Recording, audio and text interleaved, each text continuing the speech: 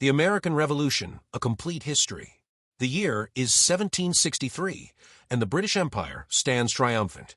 The 7 Years' War, known in America as the French and Indian War, has concluded with the Treaty of Paris.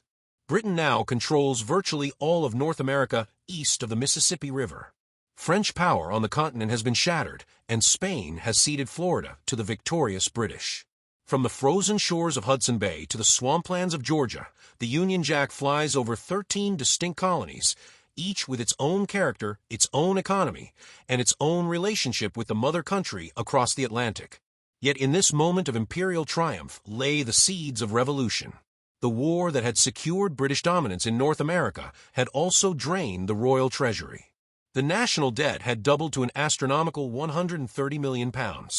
Prime Minister George Grenville looked across the Atlantic and saw prosperous colonies that had benefited enormously from British protection during the recent war. Surely, he reasoned, these colonists could help shoulder the financial burden of their own defense. The colonists themselves emerged from the French and Indian War with a transformed sense of their own capabilities. Colonial militias had fought alongside British regulars in the wilderness campaigns of the Ohio Valley and the Great Lakes region. Men like George Washington had learned the art of war in the forests of Pennsylvania and Virginia. The colonists had seen British soldiers retreat in panic at Braddock's defeat, had witnessed the fall of mighty Quebec, and had come to understand that the British Empire, for all its power, was not invincible. In 1764, Parliament passed the Sugar Act, the first in a series of revenue measures designed to extract wealth from the colonies. This act actually lowered the tax on molasses imported from the French West Indies, but it was rigorously enforced in a way that previous trade regulations had not been. British customs officials, backed by the Royal Navy, began to crack down on the smuggling that had become a way of life in colonial ports. The act also established admiralty courts to try smugglers, removing such cases from local juries that might be sympathetic to the accused. The colonial response was immediate and sophisticated. Merchants in Boston and New York began to organize boycotts of British goods. They understood that their real power lay not in military might, which they lacked, but in their economic relationship with Britain. The colonies purchased vast quantities of British manufactured goods and provided raw materials and foodstuffs in return. If this trade could be disrupted, colonial leaders reasoned, British merchants would pressure Parliament to change its policies. More troubling to many colonists was the Currency Act of 1764, which prohibited colonial legislatures from issuing paper money. This struck at the heart of colonial economic autonomy and forced colonists to conduct business in scarce British sterling. The act created a deflationary spiral that made it difficult for colonists to pay their debts and conduct business. But it was the Stamp Act of 1765 that truly ignited colonial resistance. This law required that all printed materials in the colonies carry a tax stamp, from newspapers and legal documents to playing cards and dice. The tax was not particularly onerous by British standards, but it affected virtually every colonist and was to be paid in scarce silver coin rather than paper currency. More fundamentally, it was a direct tax imposed by a parliament in which the colonists had no representation.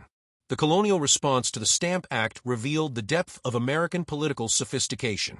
In Virginia, Patrick Henry introduced resolutions in the House of Burgesses declaring that Virginians possessed all the rights of Englishmen and could only be taxed by their own representatives. When warned that his words bordered on treason, Henry allegedly replied, "If this be treason, make the most of it." The Virginia Resolves, as they became known, were reprinted throughout the colonies and served as a model for similar resolutions in other colonial legislatures. In Massachusetts, Samuel Adams organized the Sons of Liberty, a secret organization dedicated to resisting British policies through intimidation and violence if necessary. The Sons of Liberty forced stamp distributors to resign their positions and organized the destruction of stamp paper wherever it could be found. Similar organizations sprang up in other colonies, creating a network of resistance that stretched from New Hampshire to Georgia. The Stamp Act Congress, which convened in New York in October 1765, marked the first time that representatives from multiple colonies had gathered to coordinate resistance to British policy. 9 colonies sent delegates, who drafted a declaration of rights and grievances asserting that taxation without representation was a violation of their rights as Englishmen. The Congress sent petitions to King George III and both houses of Parliament, though these were largely ignored. More effective was the colonial boycott of British goods. Merchants throughout the colonies agreed to stop importing British products until the Stamp Act was repealed. British exports to America fell by 14% in 1765, and pressure from British merchants forced Parliament to consider repeal. In March 1766, Parliament repealed the Stamp Act, but simultaneously passed the Declaratory Act, asserting that Parliament had the right to make laws binding the colonies in all cases whatsoever. The colonists celebrated the repeal of the Stamp Act as a great victory, but their celebration was premature. The financial pressures that had led to the Stamp Act had not disappeared, and Charles Townshend, the new Chancellor of the Exchequer, was determined to find a way to extract revenue from the colonies. The Townshend Acts of 1767 placed duties on glass, lead, paint, paper, and tea imported into the colonies. The revenue from these duties was to pay the salaries of royal governors and judges, making these officials independent of colonial legislatures. The Townshend Acts also created the American Board of Customs Commissioners, headquartered in Boston, to enforce trade regulations. This body was given broad powers to search for smuggled goods and was backed by an enlarged customs service.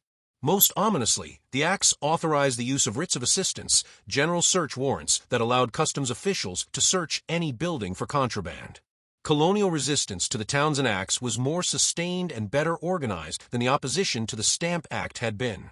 John Dickinson, a Philadelphia lawyer, published his Letters from a Farmer in Pennsylvania, which argued that Parliament could regulate trade but could not tax the colonies for revenue. These letters were reprinted throughout the colonies and helped to articulate a constitutional theory that distinguished between acceptable regulation of trade and unacceptable taxation. The Massachusetts General Court, led by Samuel Adams, sent a circular letter to the other colonial legislatures calling for united resistance to the Townshend Acts. When the British government ordered Massachusetts to rescind the letter and instructed the other colonies to ignore it, the result was exactly the opposite of what was intended. The other colonial legislatures rallied to support Massachusetts, and the circular letter became a powerful symbol of intercolonial unity. The boycott of British goods was even more effective than it had been during the Stamp Act crisis. Colonial women played a crucial role in this resistance, organizing spinning bees to produce homespun cloth and giving up tea and other imported luxuries. The Daughters of Liberty, the female counterpart to the Sons of Liberty, made the boycott a social and moral crusade that reached into every colonial household. By 1768, British imports to New York had fallen by 80%. The economic pressure was so severe that British merchants once again lobbied Parliament for relief. But this time the government's response was different. In 1768, British troops were sent to Boston to maintain order and support the customs commissioners, who had fled to Castle William in Boston Harbor after being threatened by angry colonists. The presence of British soldiers in Boston created a volatile situation. The troops were quartered in the city, and tensions between soldiers and civilians were constant. British soldiers competed with colonists for part-time jobs, leading to frequent brawls. Samuel Adams and other radical leaders used these incidents to inflame public opinion against the British presence. On the evening of March 5, 1770, these tensions exploded into violence. A crowd gathered around a British sentry posted at the custom house, taunting him and throwing snowballs and chunks of ice. When Captain Thomas Preston arrived with several soldiers to rescue the sentry, the crowd pressed closer, daring the soldiers to fire. In the confusion, someone shouted fire, and the soldiers discharged their muskets into the crowd, killing 5 colonists, including Crispus Attucks, a man of African and Native American ancestry who became the first casualty of the coming revolution. Samuel Adams immediately labeled the incident the Boston Massacre and used it as propaganda to inflame colonial opinion against the British. Paul Revere created an engraving that depicted the soldiers firing into a peaceful crowd, an image that was widely distributed throughout the colonies. The soldiers were tried for murder, and John Adams, despite his opposition to British policies, served as their defense attorney, believing that even British soldiers deserved a fair trial. All but 2 were acquitted, and those 2 were branded on the thumb and released. Ironically, on the very day of the Boston Massacre, Parliament repealed most of the Townshend duties. Only the tax on tea was retained as a symbol of Parliament's right to tax the colonies. This partial repeal led to a temporary lull in the crisis, as colonial merchants resumed trade with Britain and the non-importation agreements collapsed. For the next 2 years, relative calm prevailed in the colonies. Samuel Adams struggled to maintain the radical momentum, creating committees of correspondence to keep the spirit of resistance alive. These committees maintained contact between radical leaders in different towns and colonies, creating a network that would prove crucial when the crisis resumed. The calm was shattered in 1772 when the British government announced that the salaries of Massachusetts judges would be paid by the Crown rather than by the colonial legislature. This made the judges independent of colonial control and raised fears that other royal officials would follow suit. The Boston Town Meeting, led by Samuel Adams, created a committee of correspondence to communicate with other Massachusetts towns about this threat to colonial rights. The committee drafted a statement of rights that declared the colonists entitled to all the natural rights of mankind, as well as the specific rights of Englishmen. This document was sent to every town in Massachusetts, and most responded by creating their own committees of correspondence. By 1773, a network of committees linked towns throughout Massachusetts and was spreading to other colonies. The crisis that would ultimately trigger the Revolution began with an attempt by the British government to save the East India Company from bankruptcy. The Tea Act of 1773 gave the company a monopoly on tea sales in the colonies and allowed it to sell tea directly to retailers, bypassing the colonial merchants who had traditionally imported tea. The act also maintained a threepenny tax on tea established by the Townshend Acts.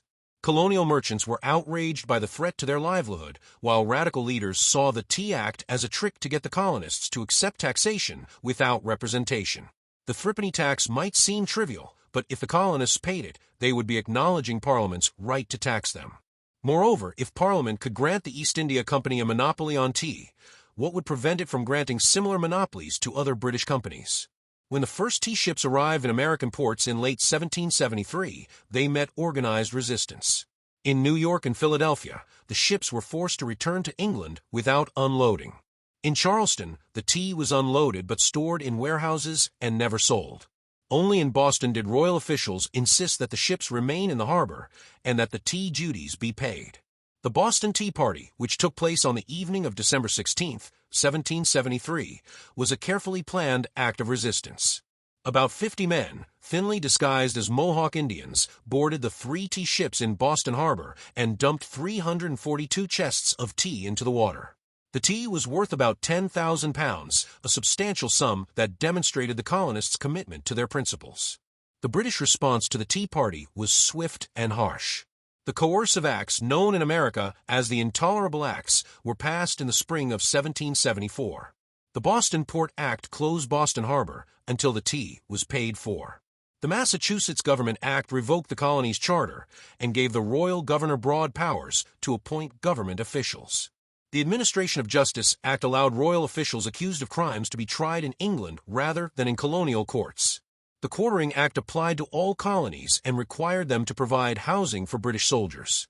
A separate Quebec Act extended the boundaries of Quebec south to the Ohio River and guaranteed religious freedom to Catholics in Quebec. While not technically one of the coercive acts, colonists saw it as part of the same punitive program. Protestant colonists were alarmed by the protection given to Catholicism, while land speculators and settlers were angry that the Ohio Valley was closed to their expansion. The Intolerable Acts had the opposite effect of what the British government intended.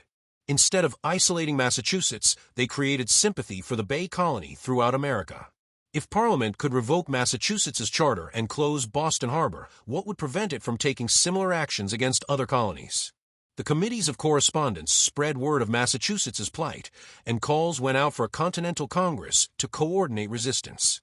The First Continental Congress convened in Philadelphia in September 1774 with delegates from 12 colonies. Only Georgia failed to send representatives. The Congress was dominated by moderate leaders who hoped to find a peaceful solution to the crisis, but they also included radicals like Samuel Adams and Patrick Henry, who were prepared for more extreme measures. The Congress faced a fundamental choice. They could petition the king for redress of grievances and hope for a peaceful resolution, or they could take more forceful action that might lead to war. After extensive debate, they chose a middle course. They adopted the Declaration of Rights and Grievances, which asserted the colonists' rights as Englishmen and listed their complaints against British policy. They also sent a petition to the king, asking for redress. More significantly, the Congress adopted the Continental Association, which created a comprehensive boycott of British goods. Unlike previous non-importation agreements, this boycott was to be enforced by committees in every town and county. These committees were given broad powers to inspect cargoes, publish the names of violators, and organize community pressure against those who continued to trade with Britain. The Continental Association marked a crucial step toward revolution. The enforcement committees effectively created a parallel government structure that bypassed royal officials. In many communities, these committees became the real government, collecting taxes, organizing militias, and enforcing revolutionary policies. As news of the Intolerable Acts spread through the colonies, local communities began to prepare for the possibility of armed resistance. In Massachusetts, the Provincial Congress, meeting in defiance of royal authority, began to organize the militia and collect military supplies. Towns throughout New England formed companies of Minutemen, citizen soldiers who pledged to be ready for combat at a minute's notice. By early 1775, Massachusetts was in a state of virtual rebellion. Royal authority existed only where British soldiers could enforce it, and even in Boston, British control was tenuous. General Thomas Gage, who served as both military commander and royal governor, found himself governing a hostile population with insufficient troops to maintain order. The spark that ignited the revolution came in April 1775, when General Gage decided to seize the military supplies that the Provincial Congress had collected in Concord.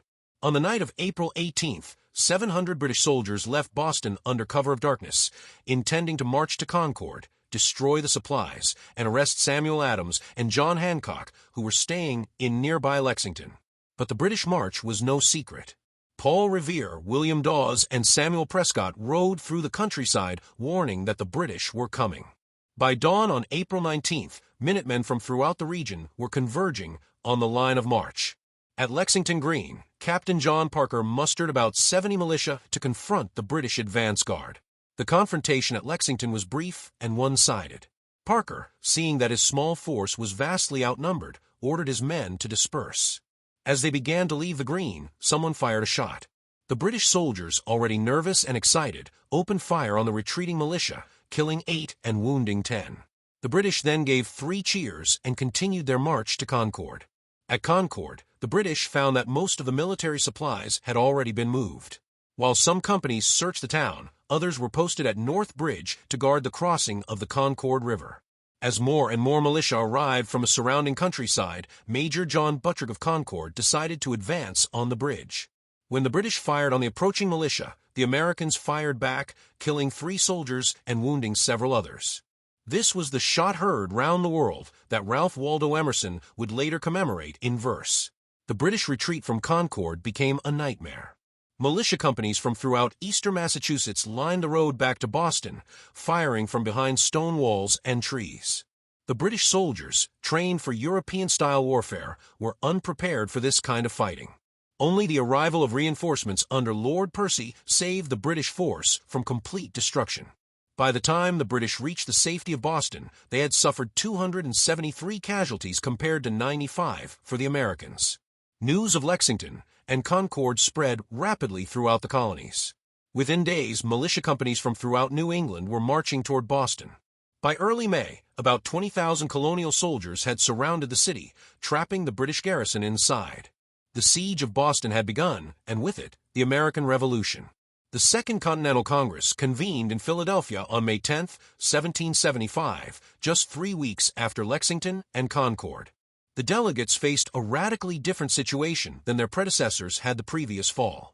British and American blood had been shed, and a state of war existed whether Congress declared it or not. The question now was not whether to resist British policy, but how to conduct the war that had already begun. The Congress faced several immediate challenges. They needed to support the New England forces besieging Boston, but they also needed to maintain the pretense that they were still loyal subjects of the king fighting only against the tyrannical policies of Parliament. Many delegates still hoped for reconciliation and were not ready to declare independence. John Adams of Massachusetts understood that the key to success was to make the New England Army into a truly continental force. On June 15, 1775, he nominated George Washington of Virginia to command what Congress now called the Continental Army. This was a shrewd political move that linked the most populous and powerful Southern colony to the New England cause. Washington's appointment also brought invaluable military experience from the French and Indian War. Washington arrived in Boston in early July 1775 and immediately began the difficult task of creating a disciplined army from the amateur soldiers surrounding the city. He found about 14,000 men in camp, but they were organized as militia companies rather than as a regular army.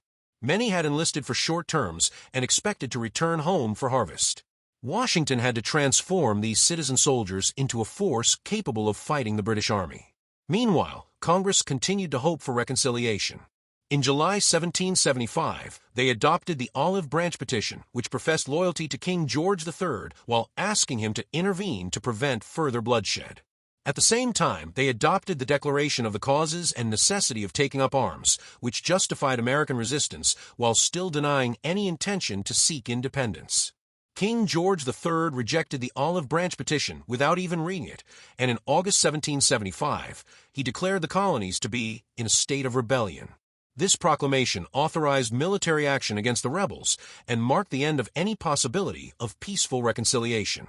The king also hired Hessian mercenaries to help suppress the rebellion, a decision that would later influence many colonists to support independence. The first major battle of the war had actually occurred while Washington was traveling to Boston. On June 17, 1775, British forces attempted to break the siege by capturing the hills overlooking Boston Harbor. The Americans had fortified Breed's Hill. The battle is known as Bunker Hill after a nearby prominence, and when the British attacked, they met fierce resistance. The Battle of Bunker Hill was a tactical victory for the British, who eventually captured the hill, but it was a strategic disaster. The British suffered over 1,000 casualties, including many officers, while American losses were less than 400. The battle demonstrated that American soldiers could stand up to British regulars in conventional battle, and it gave the colonists confidence that they could win the war. As 1775 turned into 1776, the war expanded beyond New England. American forces invaded Canada, hoping to make it the 14th colony, but the invasion ultimately failed. In the South, royal governors tried to organize loyalist resistance, but Patriot forces generally maintained control.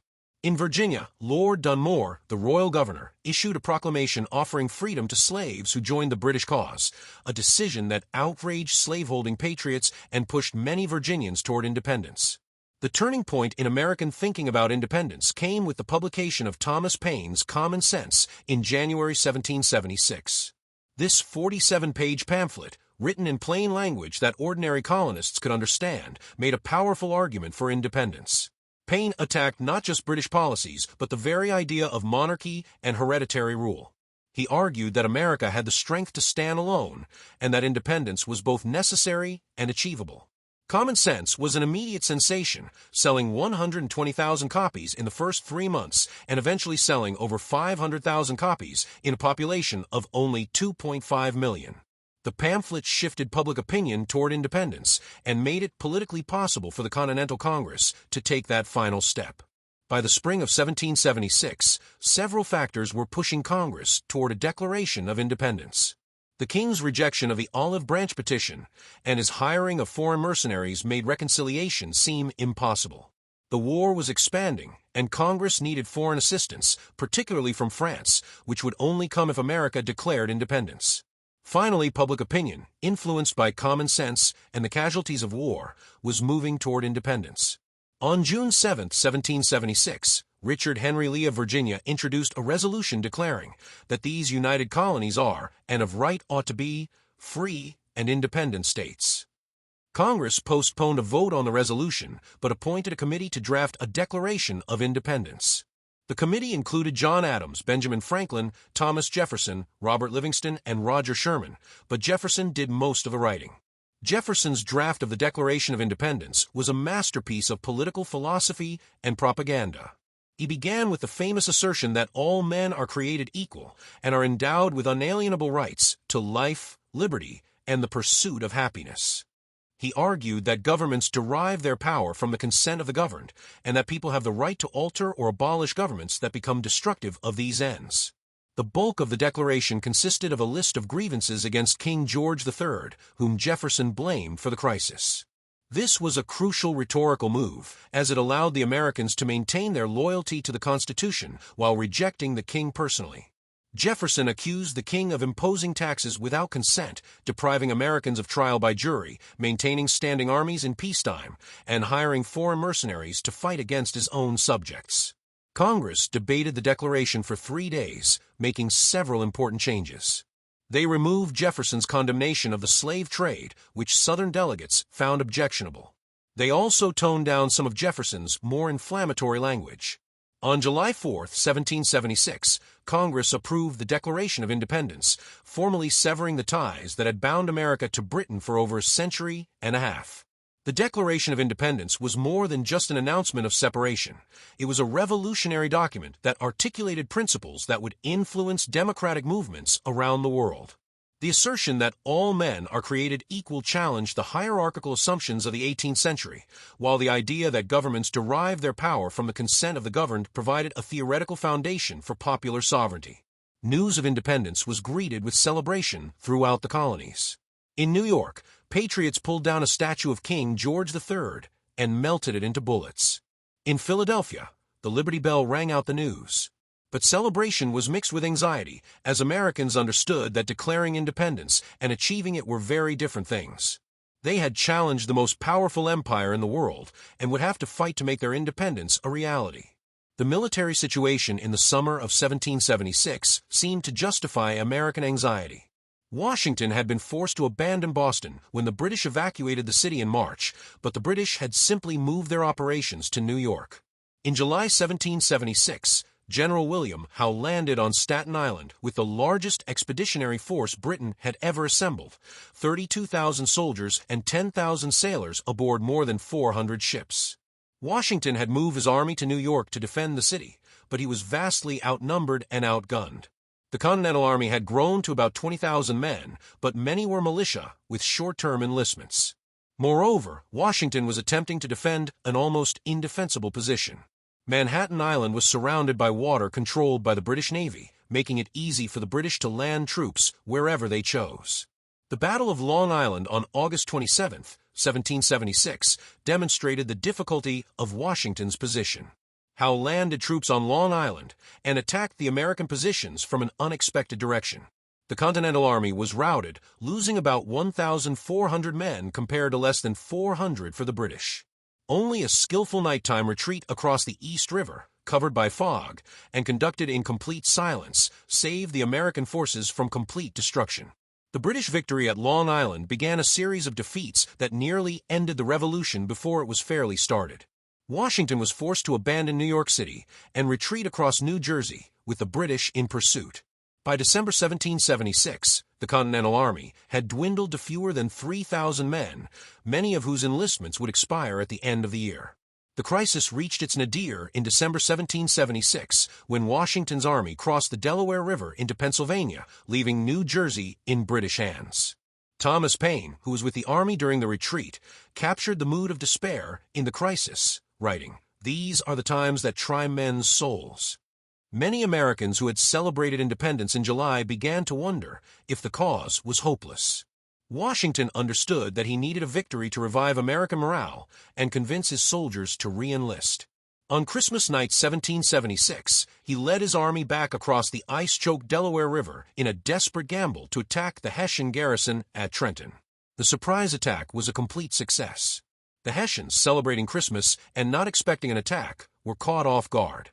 Nearly 1,000 were captured, while American casualties were minimal. The victory at Trenton was followed by another success at Princeton on January 3, 1777. These victories did not change the overall strategic situation, but they had enormous psychological impact. American morale revived, enlistments increased, and European observers began to take the American cause seriously. The revolution, which had seemed on the verge of collapse, was suddenly viable again. The British strategy for 1777 called for a three-pronged attack designed to split the colonies in half. General John Burgoyne would advance south from Canada through the Lake Champlain corridor to Albany. Colonel Berry Street Ledger would attack from the west through the Mohawk Valley. General Howe would advance north from New York City to meet Burgoyne at Albany. This plan would isolate New England from the other colonies and potentially end the Revolution. The plan failed because of poor coordination and American resistance. Howe, instead of advancing north to Albany, decided to attack Philadelphia, the American capital. He loaded his army onto ships and sailed to the head of Chesapeake Bay, far from where he was supposed to be. Washington tried to defend Philadelphia but was defeated at the Battle of Brandywine on September 11, 1777. The British occupied Philadelphia, but this victory was meaningless in strategic terms. Meanwhile, Burgoyne's invasion from Canada was meeting determined resistance. American forces under General Horatio Gates gathered at Saratoga to block Burgoyne's advance. The British won a costly victory at Freeman's Farm on September 19, but they were too weak to continue their advance. When Burgoyne attacked again on October 7, the Americans, reinforced by militia from throughout New England, counterattacked and drove the British back. Surrounded and vastly outnumbered, Burgoyne surrendered his entire army of nearly 6,000 men on October 17, 1777. The Battle of Saratoga was the turning point of the war, not because of its immediate military impact, but because of its diplomatic consequences. The American victory convinced France that the Americans might actually win the war, and that it would be profitable to join the fight against Britain. France had been secretly providing aid to the Americans since 1776, but the French government had been reluctant to enter the war openly unless they were confident of American success. Saratoga provided that confidence. On February 6, 1778, France signed two treaties with the United States, a commercial treaty and a military alliance. France agreed to fight until Britain recognized American independence, while America promised not to make a separate peace. The French alliance transformed the war from a colonial rebellion into a global conflict.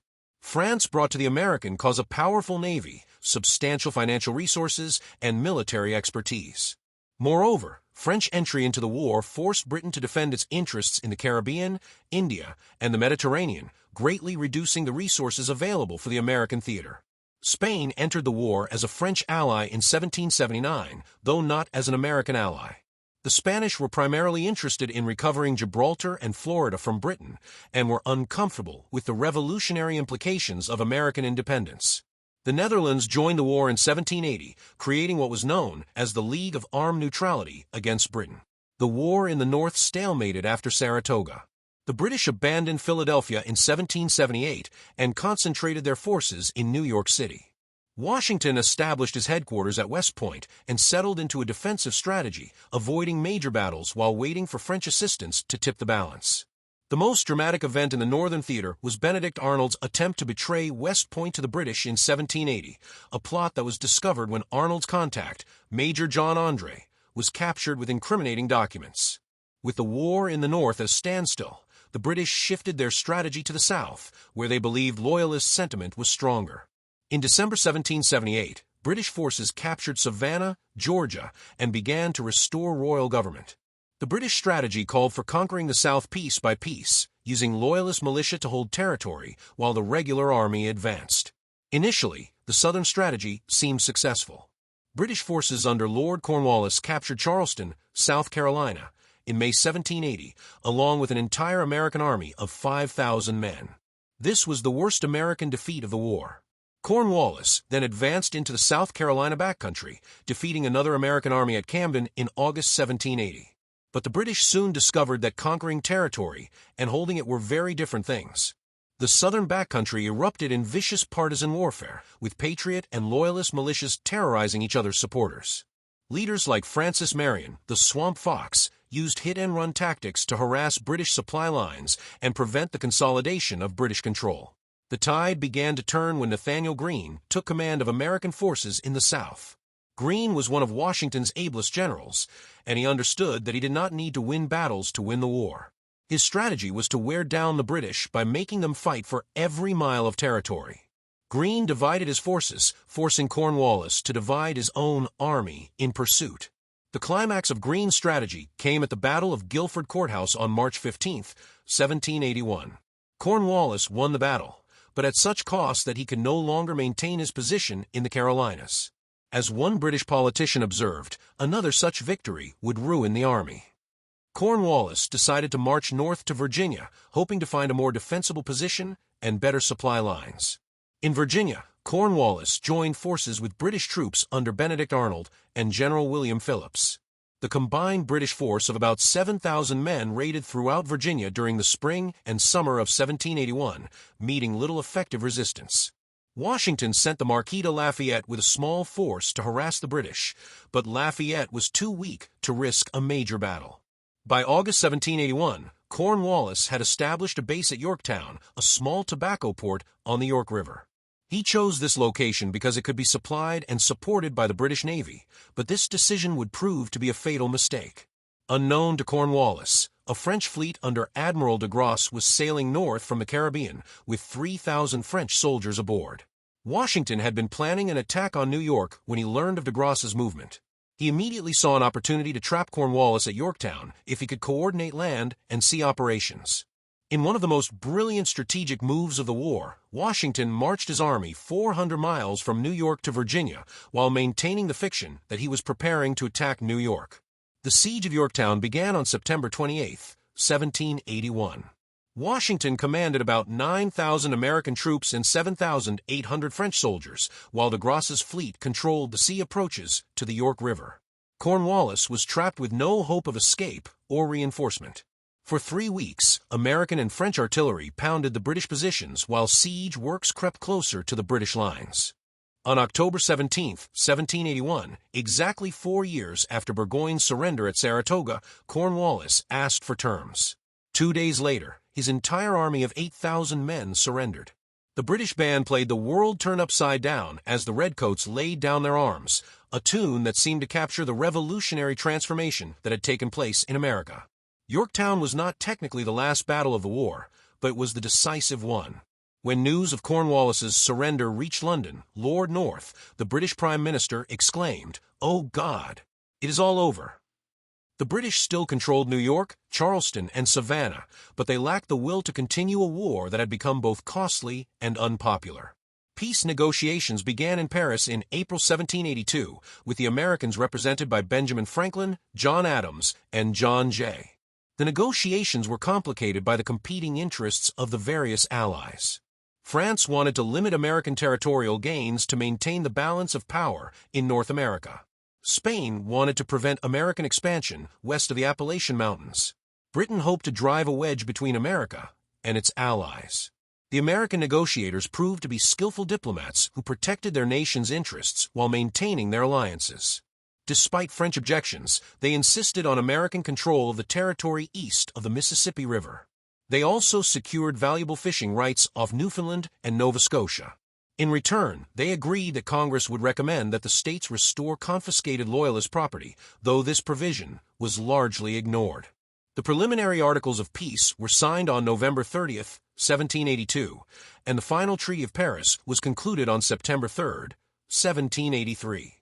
Britain recognized American independence and agreed to withdraw all troops from American territory. The treaty established American boundaries from the Atlantic Ocean to the Mississippi River and from Canada to Florida, which was returned to Spain. The British evacuation of New York on November 25, 1783, marked the end of the Revolutionary War. Washington entered the city in triumph, but he quickly moved to resign his commission and return to private life. On December 23, 1783, he appeared before Congress in Annapolis and formally surrendered his military commission, an act that astonished the world and established a crucial precedent for civilian control of the military in the new nation. The American Revolution was more than just a war for independence. It was a transformation that created a new kind of nation based on revolutionary principles. The war had lasted 8 years and 4 months from Lexington and Concord to the British evacuation of New York.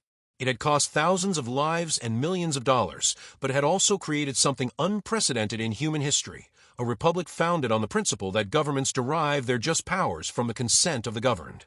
The social impact of the revolution was profound and far-reaching. The war had mobilized ordinary Americans in ways that colonial society never had. Farmers who had never traveled more than a few miles from home found themselves marching hundreds of miles to fight alongside men from different colonies. This shared experience of war helped create a sense of American identity that transcended regional boundaries.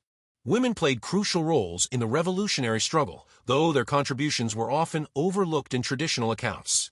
They organized boycotts of British goods, served as spies and messengers, and maintained farms and businesses while their husbands were at war. Some, like Deborah Sampson, even disguised themselves as men and served as soldiers. The Revolution raised questions about women's political rights that would not be fully addressed for another century. The Revolution also had a complex impact on slavery and race relations. The ideological foundation of the Revolution, with its emphasis on natural rights and human equality, challenged the institution of slavery.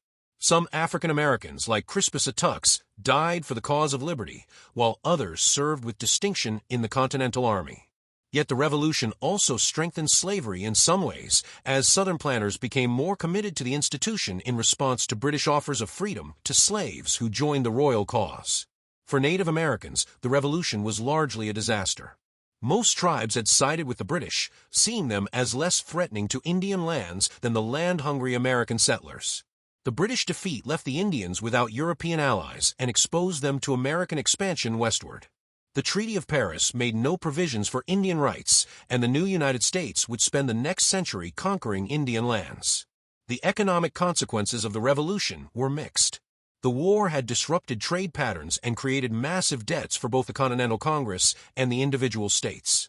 The new nation faced the challenge of paying war debts while establishing a stable currency and creating new trading relationships.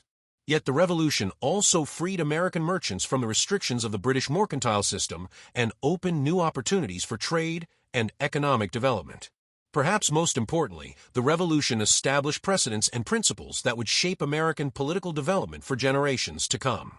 The Declaration of Independence articulated the philosophical foundation of American democracy, while the experience of self-government during the war years provided practical lessons in republican government.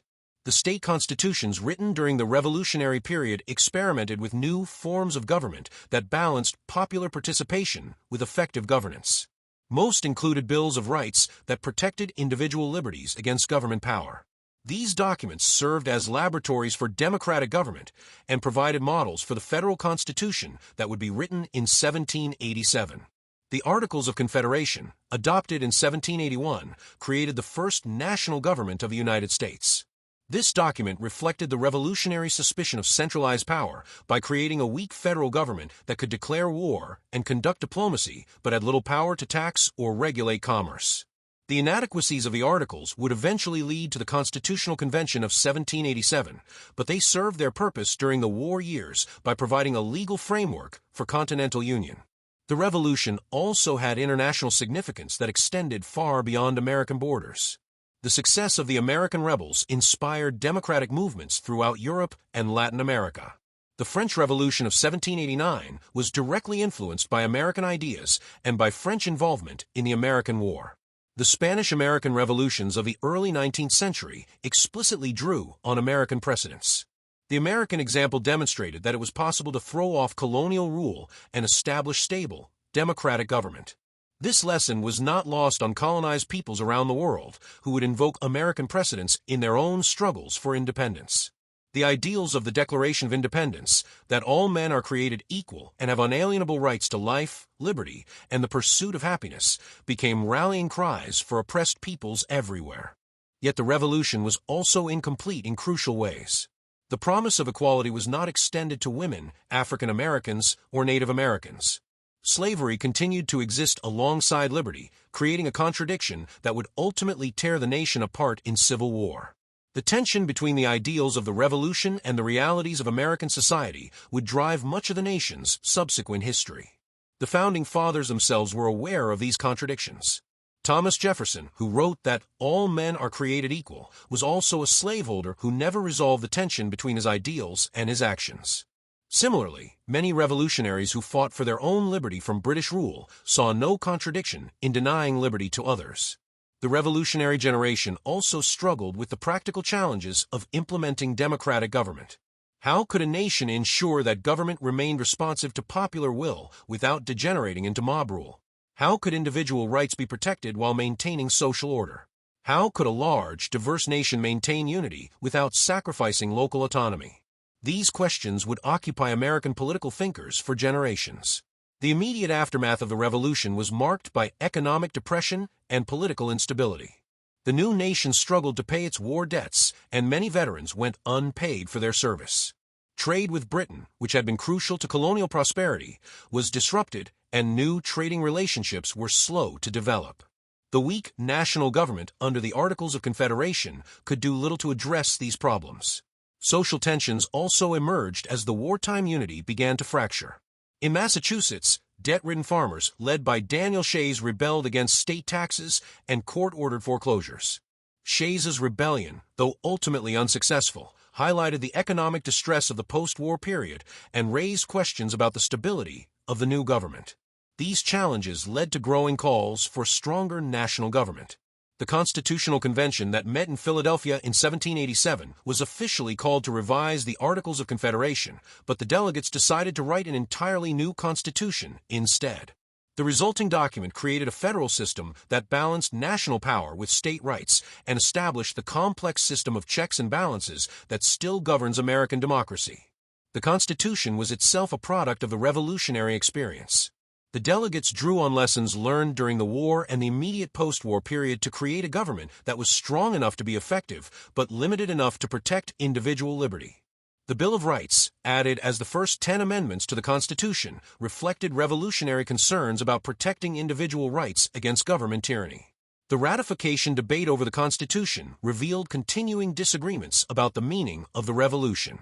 Federalists argued that a stronger national government was necessary to secure the gains of the Revolution and create a prosperous, respected nation. Anti-Federalists worried that the new government would become as tyrannical as the British government they had fought to overthrow. These debates established the first American political parties and created ideological divisions that would shape American politics for decades to come. The tension between federal power and state rights, between order and liberty, between unity and diversity, all had their roots in the revolutionary experience and the challenges of creating a new nation. The Revolution also established America's complicated relationship with the rest of the world. The new nation had won its independence with foreign assistance, particularly from France, but it also wanted to avoid becoming entangled in European conflicts. George Washington's farewell address in 1796 warned against permanent alliances and urged America to pursue its own interests while avoiding foreign wars. This tension between engagement and isolation would characterize American foreign policy for generations. America wanted to trade with the world and spread its revolutionary ideals, but it also wanted to remain free from the corruptions and conflicts of the old world. This dual impulse, to engage with the world while remaining separate from it, had its origins in the revolutionary experience. The Revolution established patterns of American thinking that persisted long after the war ended. Americans developed a deep suspicion of centralized power, a commitment to individual rights, and a belief in popular government that would shape their political culture for centuries. They also developed a sense of American exceptionalism, the belief that America was different from and better than other nations that would influence their approach to both domestic and foreign policy. The religious dimension of the Revolution was also significant. Many Americans saw their struggle as divinely ordained, a new Israel escaping from Egyptian bondage. This religious interpretation of the Revolution contributed to the sense of American mission and destiny that would later drive westward expansion and overseas involvement. The Revolution also established precedents for future American wars. The citizen-soldier ideal, embodied by the Minutemen of 1775, became a central part of American military tradition. The idea that free citizens would voluntarily take up arms to defend their liberties became deeply embedded in American culture and influenced debates about military policy for generations. The economic legacy of the Revolution was equally important. The war had demonstrated both the potential and the challenges of American economic independence. It had shown that Americans could produce their own manufactured goods when necessary, but it had also revealed their dependence on foreign trade and investment. The tension between economic nationalism and free trade, like so many other issues, had its roots in the revolutionary experience. As the 18th century drew to a close, Americans could look back on their revolution with pride and satisfaction. They had achieved something that many had thought impossible. They had successfully rebelled against the British Empire and created a stable, democratic government. They had established principles and institutions that would endure and influence the world. Yet challenges remained. The new nation was still fragile and faced internal divisions over slavery, economic policy, and the proper balance between federal and state power. The international situation remained dangerous, with Britain and France locked in a global conflict that threatened to draw America back into European wars. The generation that had made the revolution would soon pass from the scene, leaving the preservation of their achievements to their children and grandchildren. The question that haunted many of the Founding Fathers was whether the principles and institutions they had created would survive the test of time. The American Revolution had been more than a war for independence. It had been an experiment in human liberty and democratic government. The success of that experiment was not guaranteed.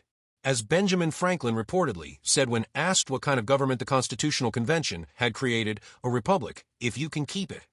The keeping of that republic would require eternal vigilance and constant effort. Each generation of Americans would have to choose anew whether to uphold the principles of the Revolution or to abandon them for the sake of temporary advantage or convenience.